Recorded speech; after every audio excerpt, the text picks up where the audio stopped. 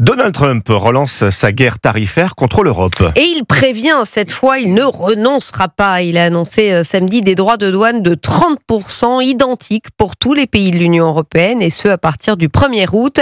Parmi les secteurs français les plus exposés, l'aéronautique et le luxe, mais aussi, bien sûr, les vins et les cognacs. En Charente, la filière ne cache pas son inquiétude, comme nous le montre ce reportage de Margot Bongrand pour Europe 1.